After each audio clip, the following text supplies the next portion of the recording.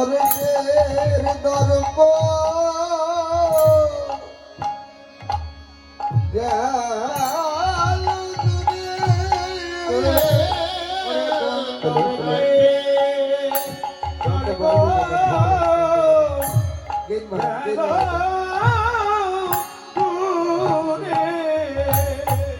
ওই খবর দর্শন করে কন্দর পের দর্প গেল দূরে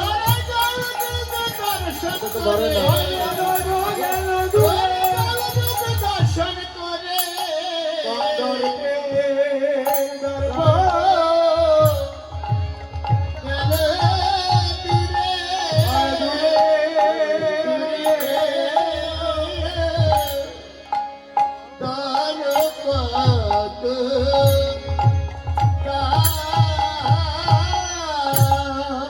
জানিতে হয় গৌর হরিবল।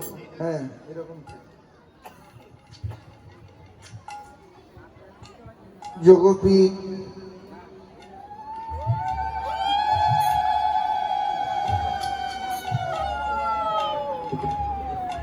শ্রীধাম নবদ্বীপ শ্রীবাসঙ্গন লীলা স্মরণের সময় শ্রী গৌর গোবিন্দের প্রদোষকালীন লীলা স্মরণ। লীলা স্মরণের বিষয়বস্তু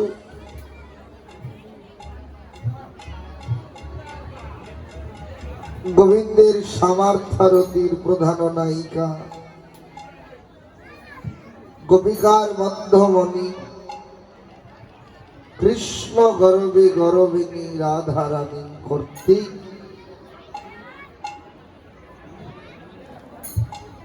সখীগণের নিকটে গোবিন্দ রূপের কথা আলাপন তৎসঙ্গে অনুরাগ লীলার আস্বাদনকারী কলিপাবন অবতার শ্রী গৌরাঙ্গ সুন্দর গৌর হরি লীলার স্মরণকারী অনন্ত কোটি সাধক পরম বৈষ্ণব ভক্তগণ শ্রীধাম নবদ্বীপে সচির দোলালিয়া বিষ্ণু প্রিয়াগীর প্রাণবল্লভ রাধা গোবিন্দের অভিন্ন তনু ব্রজলীলার একমাত্র পরমাস্বাদনকারী সংকীর্তন ঐক্য পিতর হরিনাম সংকীর্তনের পিতা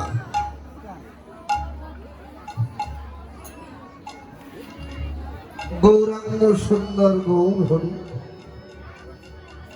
তিনি সাঁঝের বেলায় গঙ্গার কোলে বিহার করছেন। নদিয়ার কোন এক নাগরিক গঙ্গায় শূন্য কলসি কাকে নিয়ে গেলেন জল ভরবেন বলে। গঙ্গা কুলে জল ভরতে গিয়ে নদী নাগরী তার ইচ্ছাই হোক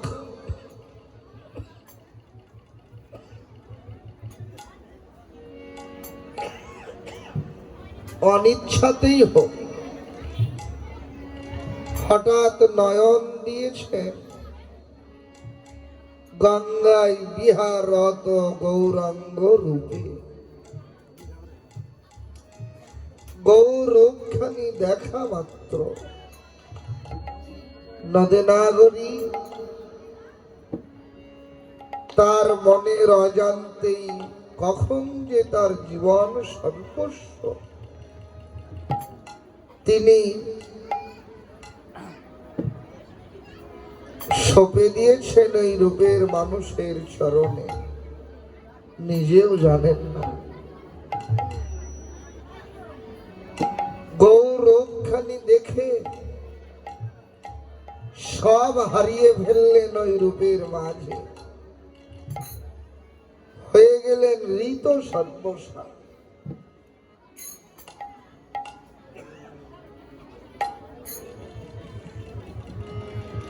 তাই যেমন শূন্য কলসি কাকে করে নিয়ে গঙ্গায় গিয়েছিলেন, ঠিক তেমনি শূন্য কলসি কাকে নিয়ে গঙ্গার কৌলতে ঘরে ফিরে এলেন। জল ভরা তার হলো না। কেন গো? নদী নাগরী গঙ্গায় গেলেন জল ভরতে, কিন্তু জল ভরা হলো না কেন? তত্ত্বজ্ঞ জানালেন যে এটাই হলো নিত্য সত্য কথা। শুধু নদিয়ার নাগরী বলে কথা নয় গো, এ জগতেও কোনো মানুষ তার এক জন্মের সৌভাগ্যের ফলে হোক, বহু জন্মের সৌভাগ্যের ফলে হোক, বহু বহু জন্ম জন্মান্তরের সৌভাগ্যের ফলে হোক, সদ্গুরুর করুণা লাভ করে হোক, কোন মহতের কৃপা লাভ করে হোক, বহু বহু ভক্তি শাস্ত্র গ্রন্থ অধ্যয়ন করে হোক, যেন তেন ভাবে যদি কেউ একবার নিজেকে ভগবত কর্মে নিয়োজিত করতে পারে,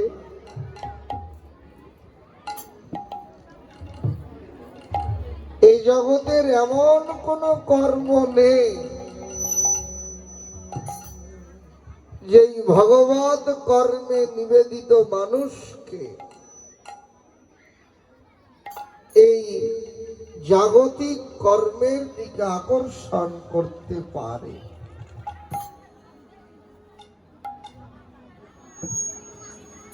এটাই নিত্য সত্য কথা। নদী নাগরীরও তাই হয়েছিল। গঙ্গায় জল ভরতে গিয়ে গঙ্গায় বিহারত গৌরাঙ্গ মূরতি দর্শন করে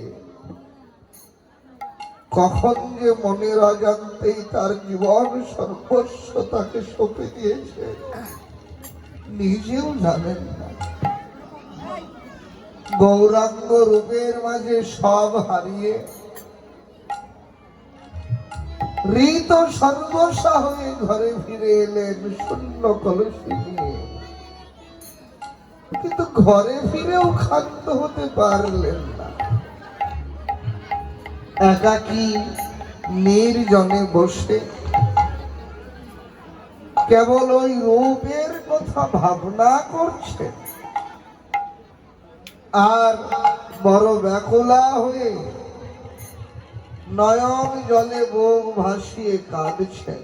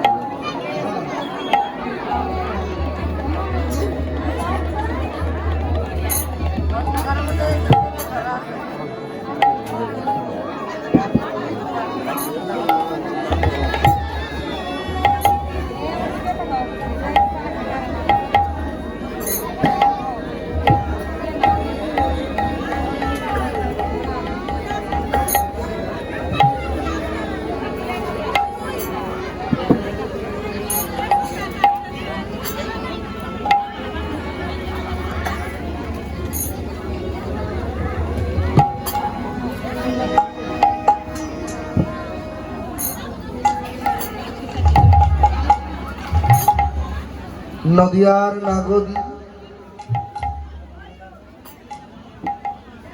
কেবল ওই রূপখানি ভাবছেন আর বড় ব্যাকুলা হয়ে নয়ন জলে বুক ভাসিয়ে কাঁদছে। তত্ত্বজ্ঞ বললেন, শুধু নদী নাগরী বলে কথা নয় গো, হ্যাঁ ওই রূপ যে দেখেছে তার নয়ন কোনে ওই রূপ যে দেখেছে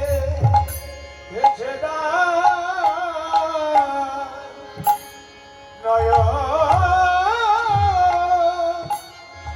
কোনে ওই রূপ যে দেখেছে তার নয়ন কোনে এমন গৌরু যে দেখেছে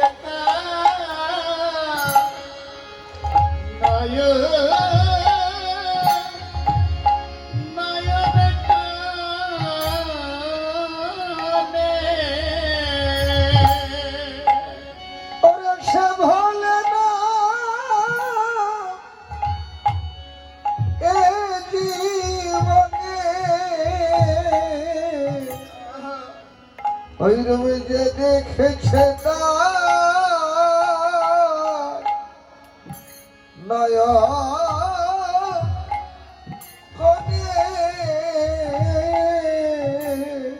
সে জানি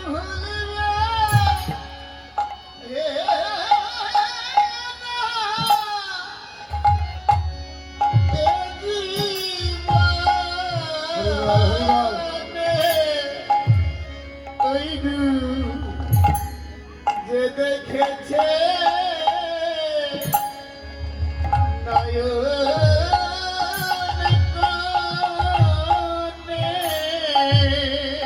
ওরে সে ভোলে না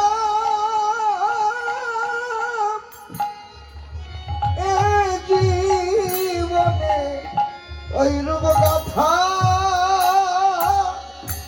রই তার মনে প্রাণে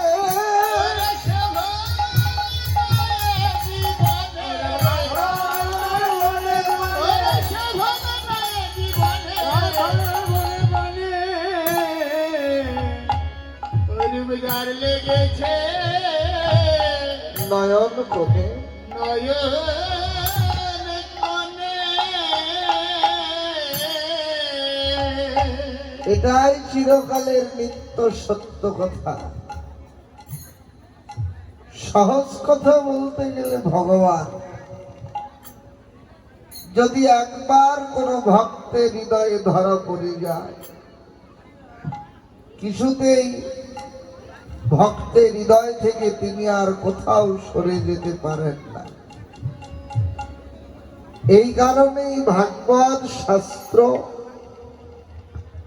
ভগবানের একটা নাম বললেন, তিনি অচ্যুত। এই ভাই, অচ্যুতকে শ্রীধর স্বামীপাদ ভাগবতের অমৃতবর্ষিণী টিকায় বললেন, সর্বথা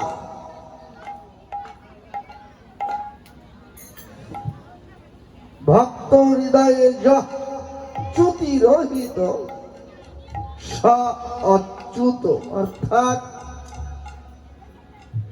ভক্তের হৃদয় থেকে যিনি কখনো কোথাও চ্যুত হন না, সরে যান না, তিনি হলেন অচ্যুত।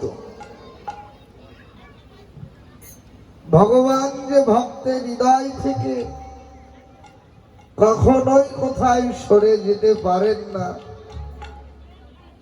আপনারা জানেন, তবু আস্বাদনের জন্য বলা। বিল্বমঙ্গলের নাম তো সবাই শুনে থাকবে, যার আর একটা নাম হলো লীলা সুখ। বিল্বমঙ্গল অন্ধ হয়ে ব্রজের পথে ঘুরতে লাগলেন, যে অন্ধ তো হয়ে গেছি,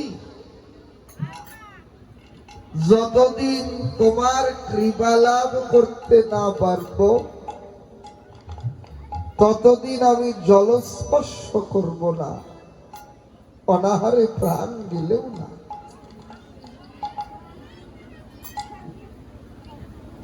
এই প্রতিজ্ঞা করে অনাহারে দিন অতিবাহিত করতে লাগলে। একদিন, 2 দিন, 3 দিন পর্যন্ত অনাহারে কেটে গেল বিল্বমঙ্গলে। 3 দিন পর অন্তর্যামী ভগবান,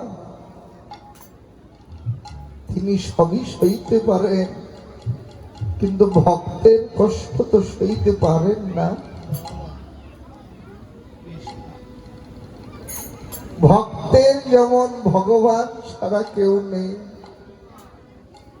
তেমনি ভগবানের একমাত্র ভক্ত ছাড়া কেউ নেই, কিছু নেই। ভক্তের জন্য ভগবান এমন কোন কর্ম নেই যে কর্ম তিনি পৃথিবীতে মানুষের সাজে অবতীর্ণ হয়ে যা করেননি। অন্তর্যামী ভগবান বিল্বমঙ্গলের এই কষ্ট দেখে ছোট্ট একটা গোয়ালার ছেলে রোগ ধরে কিছু খাবার হাতে করে নিয়ে এলেন অন্ধ বিল্বমঙ্গলের সামনে। বিল্বমঙ্গলকে ডাকলেন, ঠাকুর, তুমি কয়েকদিন অনাহারে রয়েছ গো, এই নাও আমি তোমার জন্য কিছু খাবার এনেছি গো। বিল্বমঙ্গল বললেন, কে গো তুমি? আর আমি অনাহারে, তুমি বা বুঝলে কি করে গো? ভগবান বললেন যে আমি একজন গোয়ালার ছেলে গো। বিল্বমঙ্গল মনে মনে ভাবলেন যে গোয়ালার ছেলে তুমি ঠিকই, তুমি যে কোনো সামান্য গোয়ালার ছেলে নও, তোমার এই অন্তর বলছে গো। এই ভেবে বাহিরে হাতটা বাড়িয়ে দিলেন, দাও, কি খাবার এনেছ গো তুমি? বিল্বমঙ্গল হাতটা বাড়িয়েছেন, ভগবান হাতে খাবারটা দিতে গেছেন। অন্ধ তো অনুমান করে খাবার না ধরে বিল্বমঙ্গলের হাতটা ধরে ফেলে, বিল্বমঙ্গল ভগবানের হাতটা ধরে ফেলে দিয়েছে। যেমন ভগবানের হাতটা ধরেছেন কিনা, চতুরের শিরোমণি তো বলেন, ব্যথা ব্যথা। যেমন বললেন যে ব্যথার কথা, অন্তর্যামী ভগবান যেমন বলেছেন ব্যথার কথা, বিল্বমঙ্গল মনে মনে চিন্তা করলেন, কি রে, ছেলেটার কোমলাঙ্গে আমি ব্যথা দিয়ে ফেললাম। হাতটা একটু ঢিলা করে ধরেছে, যেমন হাতটা ঢিলা করেছে কিনা, চতুরের শিরোমণি তো বিল্বমঙ্গলের হাত থেকে হাতটা ঝামটা দিয়ে ছাড়িয়ে নিয়ে অদূরে গিয়ে দাঁড়িয়ে থেকে খিলখিল করে হাসতে লাগলেন। বিল্বমঙ্গলকে ডাকলেন, ঠাকুর, আমাকে ধরেছিলে জোরেই তো, কিন্তু ধরে তো তুমি আমাকে রাখতে পারবে না। বিল্বমঙ্গল পুরাণ বললে জোর জোর করি হাত ছাড়াইলে হরি, ইথে তোমার কিবা বলি হারি।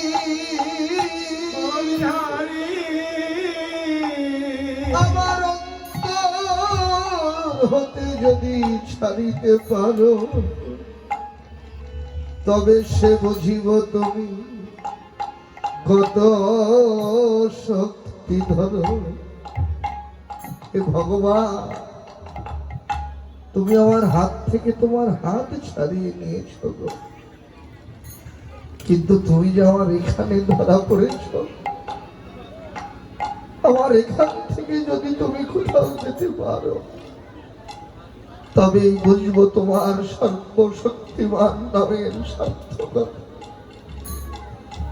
কোথাও যেতে পারেন না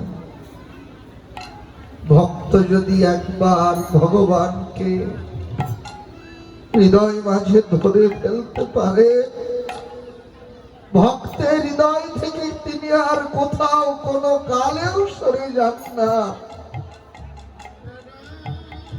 নদী নাগরীরও তাই হয়েছে, কিছুতেই ওই রূপের মানুষকে ভুলতে পারছে না। একটা সময় এলো, এমনই অনুরাগ এসেছে এই রূপের মানুষের প্রতি, অনুরাগ ভরে নদী আর অন্য নাগরীকে ডেকেছেন, নাগর সজনী আজ গঙ্গায় জল ভরতে গিয়ে আমি এমন এক রূপের মানুষ দেখে এলাম, যে রূপের কথা আমি শুনিনি কোনদিন, শ্রবণে শুনিনি কারো বদলে।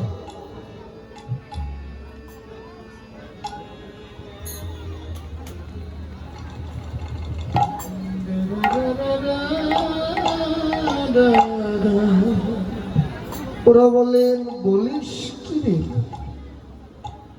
এমনই সেই রূপ? বলেন, হ্যাঁ রে, ওই রূপখানি দেখে আমার মনে হলো ও যেন কোনো মানুষ নয় রে, ও যেন কোনো মানুষ না। কেমন সে রূপ? বৈষ্ণব কবি জানালেন যে দামিনী দাম। দামিনী শব্দের অর্থ হলো বিদ্যুৎ, আর দাম শব্দের অর্থ পুঞ্জ বা মালা। বলেন, দেখ আকাশে একটি বিদ্যুৎ চমকালেই সকলের চোখ ঝলসে যায়, এত দীপ্তি, এত ছটা হয়। কিন্তু গৌরবখানি দেখে আমার মনে হলো একটি নয় রে, দুটি নয়, শত সহস্র বিদ্যুৎ নয়, আমার মনে হলো যে অসংখ্য বিদ্যুৎ রাশি মেঘ থেকে আলাদা হয়েছে। শুধু আলাদা হয়নি রে, মনে হলো ওই অসংখ্য বিদ্যুৎ মেঘ থেকে আলাদা হয়ে একটা জায়গায় পুঞ্জীভূত হয়েছে, একত্রিত হয়েছে। বলেন, দেখ একটা বিদ্যুৎ চমকালেই চোখ ঝলসে যায়, এত দীপ্তি। আর ওই অসংখ্য বিদ্যুৎ যদি একসঙ্গে চমকায়, তার কত ছটা হতে পারে। কিন্তু ওই রূপ দেখে আমার মনে হলো ওই অসংখ্য বিদ্যুতের ছটাও একটা বিদ্যুতের আর কত ছটা, ওই অসংখ্য বিদ্যুতের ছটাও ওই গৌরাঙ্গ ছটার নিকটে একেবারে দমিত হয়ে গেল রে। গৌরাঙ্গ রূপের মাঝে ওই অসংখ্য বিদ্যুতের ছটা মিশে একাকার হয়ে গেল, হারিয়ে গেল। কেন না রুচি দর্শনে। রুচি শব্দের অর্থ হলো শ্রী অঙ্গের কান্তি। বলেন না বলি? আমার মনে হলো গৌরঙ্গ কান্তি দর্শন করে অসংখ্য বিদ্যুতের ছাটাও ওর কাছে দমিত হয়ে গেল। ওরা বলেন, আচ্ছা গৌরব যদি অসংখ্য বিদ্যুতে নির্মিত হয়, তো যেখানে বিদ্যুৎ সেখানে তো মেঘ থাকবার কথা নেই। ওখানে কি মেঘ ছিল না? নদী নাগরীর উত্তর দেওয়ার পূর্বেই ভাবুক বৈষ্ণব কবি বলেন, ছিল গো। মেঘ ছাড়া তো কখনো বিদ্যুৎ হয় না। তবে এই প্রাকৃত মেঘ নয়। কেমন মেঘ? ওরা বললেন অপ্রাকৃত। ছিল মেঘ কিন্তু প্রাকৃত নয়, অপ্রাকৃত। তো অপ্রাকৃতটা কি? তত্ত্বজ্ঞ বললেন, প্রাকৃত নয় যাহা, সেটাই হলো অপ্রাকৃত। এই প্রাকৃতের উল্টো বিপরীত। যেমন এই প্রাকৃত জগতে যার অনেক মূল্য, অপ্রাকৃত জগতে তার কানা করিও মূল্য না। আবার এই প্রাকৃত জগতে যার মূল্য নাই বলে মনে হয়, অপ্রাকৃত জগতে তার বহু মূল্য। প্রাকৃত জগতে যেটা সত্য, অপ্রাকৃত জগতে তার নিতান্তই মিথ্যা। আবার প্রাকৃত জগতে যাকে মিথ্যা বলে মনে হয়, অপ্রাকৃত জগতে সেটাই নিত্য সত্য। প্রমাণ, যে প্রাকৃত জগতে প্রত্যেকটা জীব তার চারপাশে যদি তাকিয়ে দেখে, সকলেই ভাবেন চারপাশের আপনজন যারা আছে, স্ত্রী পুত্র বন্ধু বান্ধব শুভাকাঙ্ক্ষী হিতাকাঙ্ক্ষী, এগুলো ছাড়া জীবের আপন বলতে কেউ নেই। কিন্তু অপ্রাকৃত জগতে এদের সঙ্গে কারো কোনো সম্বন্ধ নেই। অপ্রাকৃত জগতে প্রত্যেকটি জীবের সঙ্গে একমাত্র নিত্য সম্বন্ধ পরমেশ্বর ভগবান শ্রীকৃষ্ণের সঙ্গে। তাহলে এই প্রাকৃত জগতের উল্টোই হলো অপ্রাকৃত। তো প্রাকৃত জগতে মেঘের মধ্যে বিদ্যুৎ লুকিয়ে থাকে, মেঘ থেকে বিদ্যুৎ চমকায়, ক্ষণে ক্ষণে চমকায় বলেই বিদ্যুতের আর একটা নাম ক্ষণপ্রভা। মেঘ থেকে বিদ্যুৎ চমকায়, এটা প্রাকৃত জগৎ। যদি অপ্রাকৃত হয় উল্টো হবে। প্রাকৃত জগতে মেঘের মধ্যে বিদ্যুৎ থাকে, তাহলে উল্টো হলে বিদ্যুতের মধ্যে মেঘ থাকবার কথা। তত্ত্বজ্ঞ বললেন, সেটাই তো রয়েছে গো। কেমন? কৃষ্ণ মেঘ রয়েছে ওরে হৃদয় মাঝারে, কৃষ্ণ মেঘ রয়েছে হৃদয় মাঝারে। কৃষ্ণ মেঘ রয়েছে ওরে হৃদয় মাঝারে,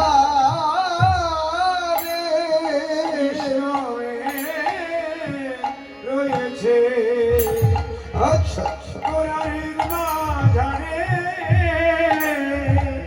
জগতে ভাবুক যারা,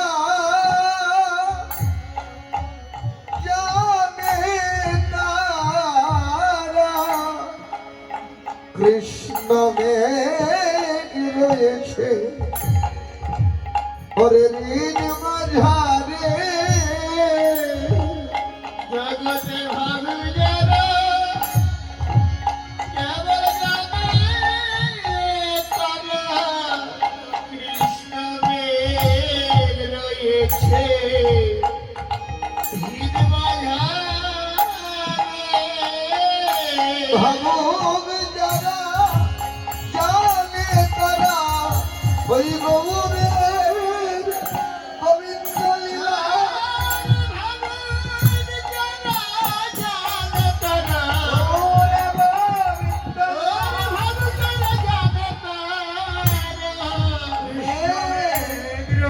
রয়েছে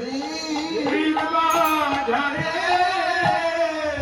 এই যে মেঘ বিজুরি আছে জরা যদি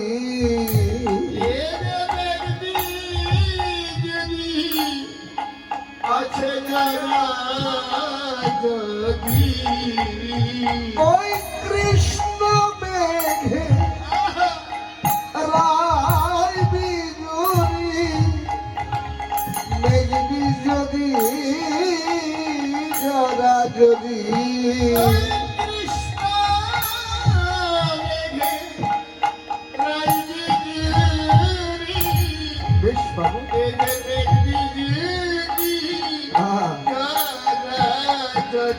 ওই কৃষ্ণ মেঘে রায় বিজুলি আমি পরিসর করতে প্রেম রসমারি পরিসর করতে আরে মেঘ বিজুলি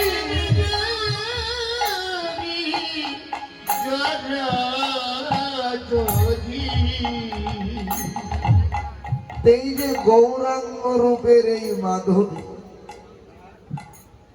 এই মধুরিমা আস্বাদন করেন কে বা কারা? তত্ত্বজ্ঞ বললেন যিনি বা যারা ভাবুক একমাত্র তারাই আস্বাদন করতে পারে, কোন জ্ঞানী আস্বাদন করতে পারে না, কোন পণ্ডিত আস্বাদন করতে পারে না, কোন বিদ্বান নয়, কোন ধনী নয়। আস্বাদন করেন কে না যারা ভাবুক তারাই আস্বাদন করতে পারে।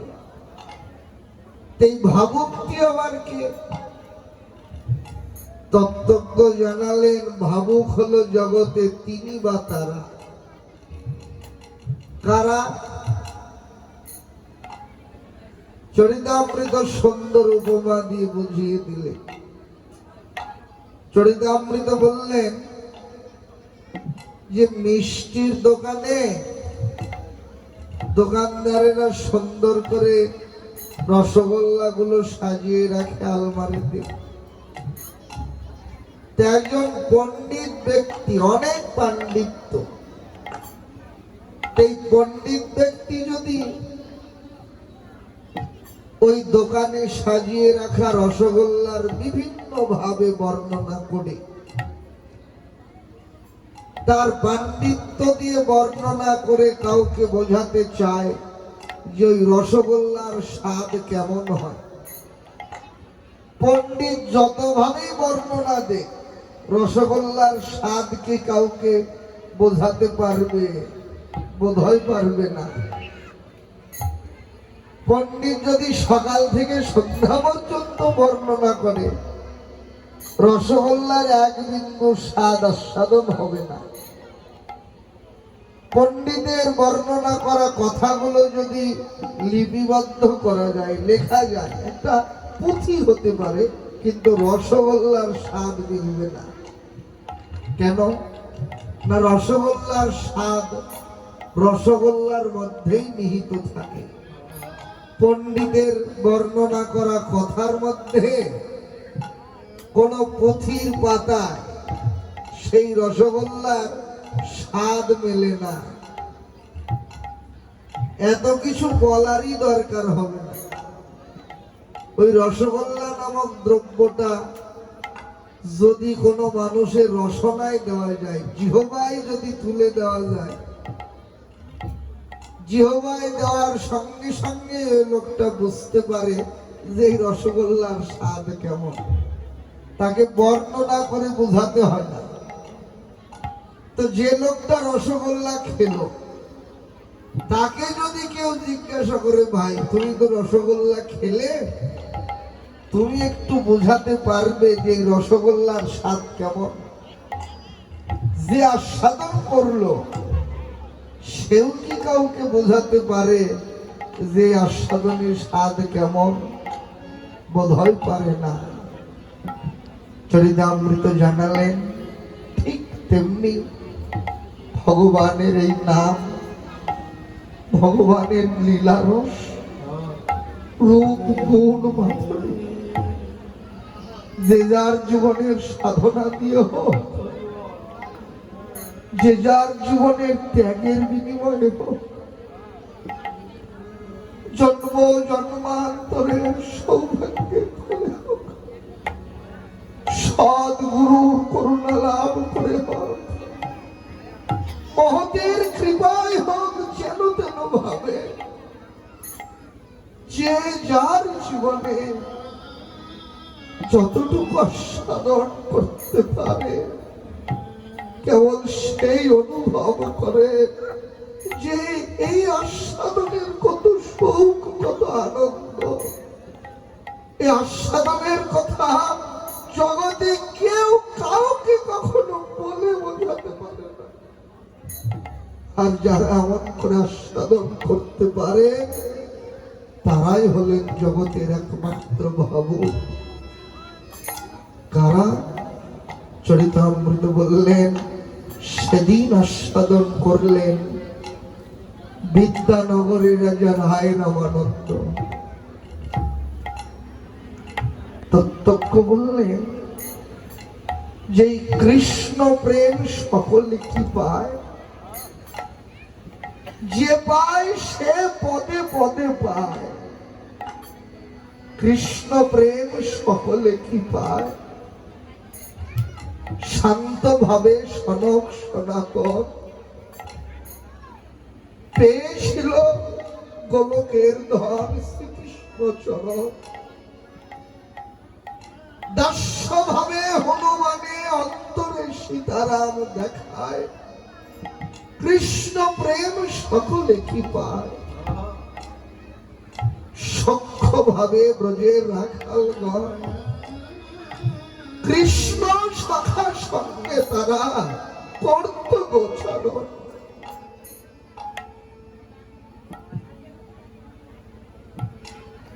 পেয়েছিল মধুর ভাবে ব্রজের ব্রজ গোপিকায়।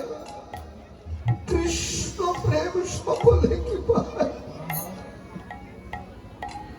এই আস্বাদন সবার ভাগ্যে হয় না। তো সেদিন গৌরবের মাধুরী আস্বাদন করলেন কে? বিদ্যানগরের রাজা রায় রামানন্দ। গোদাবরীর তীরে মহাপ্রভুর সঙ্গে রায় রামানন্দের কৃষ্ণ কথা আলাপন হচ্ছে।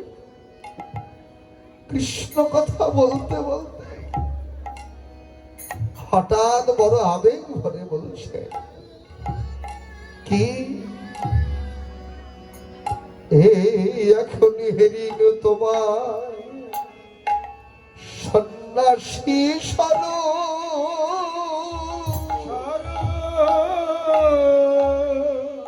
এবে কেন দেখি তোমার শ্যাম গো প্রভু, তুমি খানিক আগেই দাঁড়িয়েছিলে আমার সামনে। আমি নয়ন ভরে দেখছিলাম তুমি ছিলে হেম সমচিত এক নবীন সন্ন্যাসী।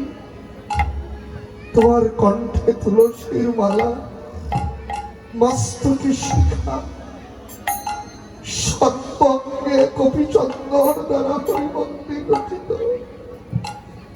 তোমার এক হাতে ছিল দণ্ড, এক হাতে কুমণ্ডল, পরনে বহির্বাস। কিন্তু একই গো, আমি তোমার মধ্যে আমার বৃন্দাবনের সেই মহান মুরলীধর নামকে শরণটুমার মুরতিখানা দেখছি। কি বিস্ময়! রায় রামানন্দের কথা শুনে প্রভু দৈনের হাসি হেসে উত্তর দিলেন, রায় কি বলছো গো তুমি? আমি তো শূদ্রমন্দ, আমি কি বা জানি তা? যে রূপের মানুষের কথা তুমি বলছো আমি না একজন মায়াবাদী সন্ন্যাসী গো, আমি তো তার কিছু জানি না। তুমি আমার মধ্যে সেই মূর্তিখানা দেখবে কেন? আবার একটু ভেবে নিজেই বলেছেন, ও আমি তার কিছু না জানলে তুমি যে তাকে দেখেছ, তোমার দেখা ভুল হতে পারে না গো। তুমি দেখেছ যে একেবারে ঠিক দেখেছ গো। কেন তাকে দেখেছ আমার মধ্যে বুঝতে পেরেছি। কৃষ্ণময় কৃষ্ণ যা কৃষ্ণ যা ভেতরে বাহিরে বাহিরে যাহা যাহা নেত্র করে তাহা কৃষ্ণ স্ফুরে।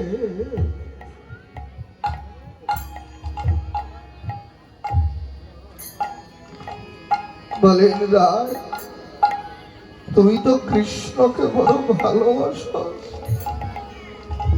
তাই এই জগৎ সংসার তোমার কাছে এখন কৃষ্ণময় হয়ে গেছে।